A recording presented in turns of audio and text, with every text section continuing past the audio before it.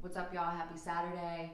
I hope everyone's having a great day. I'm just jumping on to talk about this DMX issue that's going on. He's in a coma.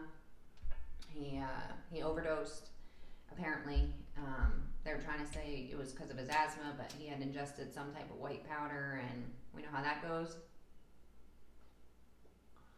So, DMX has always had issues with addiction. We all know this. I'm not sure what triggered him initially.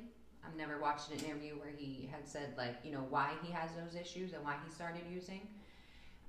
But it does go back to, healing yourself and things that you went through when you were younger in order to not get into those things or to get out of those things if you were brought up in that environment. So I was brought up in a very addictive environment.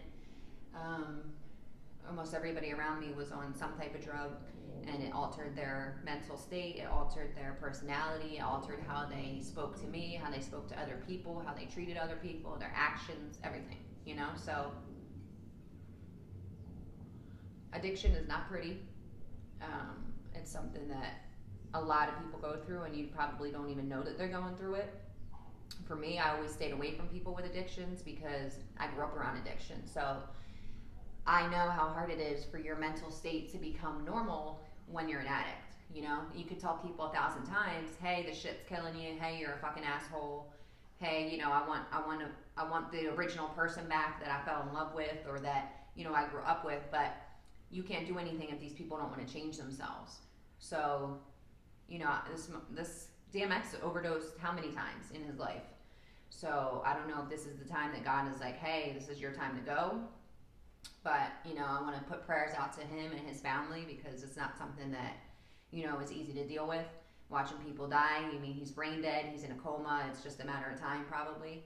Unless, God feels like he should stay on this earth. But at the end of the day, doing these things to yourself, if you're out there, if you have an addiction.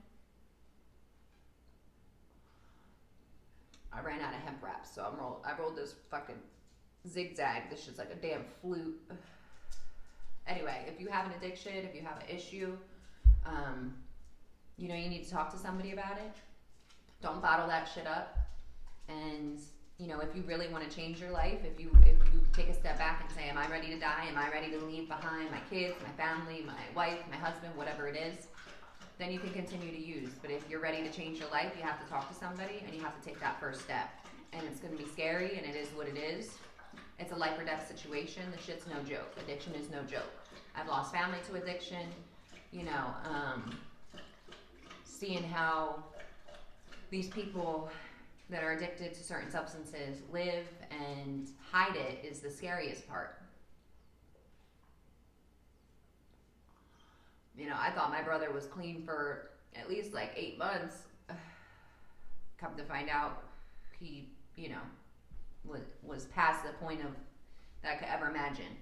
And I had to deal with that shit. And I had to go in and see how he was living. And I had to salvage whatever I could from that house, to try and fucking give my mom a piece of something because there was almost nothing I could take, You don't see how these people are struggling internally because they hide it so well. Because with addictions, sometimes you're really just doing the drug to get normal. So a lot of people I talk to that have had addictions, they're literally taking these things on a daily basis to become normal. They're not even high anymore, and that's because your body is used to these substances. So it really takes a strong-minded person. It really takes a lot of braveness and just willpower to come out and say, hey, I have this issue.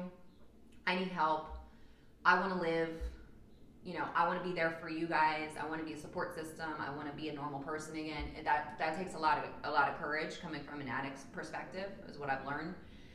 And like I said, anyone out there that's dealing with addiction or that is dealing with a family member with addiction or a friend, loved one, whatever it is, just remember, you can't do anything if they don't want to do anything. So don't beat yourself up if they're not changing.